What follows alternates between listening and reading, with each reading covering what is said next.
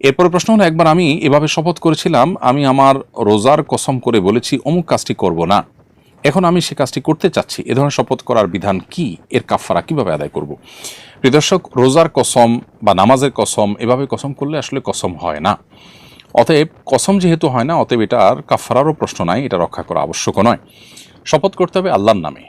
নবী সাল্লাল্লাহু আলাইহি ওয়াসাল্লাম বলেছেন, মান আরাদা আন ইয়াহলিফা ফালইয়াহলিফ বিল্লাহি আও লিয়াসমুত, কেউ শপথ করতে হলে সে আল্লাহর নামে শপথ করবে, আর না হলে সে চুপ থাকবে। অতএব আল্লাহর নামে শপথ করতে হবে। কোনো রোজা বা কোনো ইবাদতের নামে শপথ করলে সেই শপথ হিসাবে গণ্য হবে না।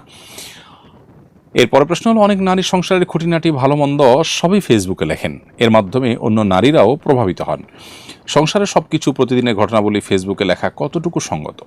দেখুন, আল্লাহ রাব্বুল আলামিন আমাদের প্রত্যেকটা ভালো কাজের যেরকম বিনিময় দিবেন, প্রত্যেকটা ছোট বড় মন্দ কাজের জন্য কিন্তু আমাদেরকে শাস্তির মুখোমুখি হতে হবে কিয়ামতের ময়দানে।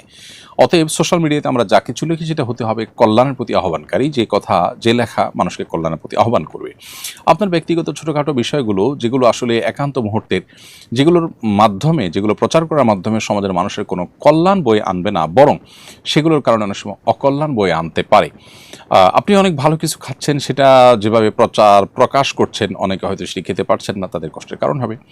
আপনি হয়তো এমন কিছু উল্লেখ করছেন যেটা দেখে অন্য আরেকটা সংসার অশান্তি লাগতে পারে। এই বিষয়গুলোর উপর আমাদেরকে দায়িত্বশীল আচরণ করতে হবে। আপনি ভালো কিছুর প্রতি মানুষকে আহ্বান করছেন, ভালো কিছু দেখে সেটা শেয়ার করছেন, অন্যরাও যাতে উৎসাহিত হয়, সেটা অবশ্যই ভালো এবং প্রশংসনীয়। আজকাল ব্যক্তিগত এই সমস্ত বিষয়গুলোকে আমরা খুব বেশি প্রচার প্রসার করার ফলে বদনজর এবং স্পিরিচুয়ালি আমরা ক্ষতিগ্রস্ত হচ্ছি, যেটা হয়তো আমরা অনেক সময় টেরও পাচ্ছি না। নানান দিক থেকে আমরা ক্ষতিগ্রস্ত হচ্ছি, অসুস্থ হচ্ছি, কোনোভাবে ডায়াগনোসিস হচ্ছে না, আমাদের জীবনে কোনো বরকত নেই, অকল্যাণ আমাদেরকে ঘিরে ধরছে, নানাবিধ অসুবিধার মধ্যে আমরা পড়ছি। অতএব একজন মুসলিম এই বিষয়গুলোকে সর্বোচ্চ গুরুত্বের সাথে দেখবেন এবং তিনি এতটা হেঁয়ালিপনা করবেন না যে যা কিছু হবে সবই সোশ্যাল মিডিয়াতে প্রচার করে বেড়াবেন।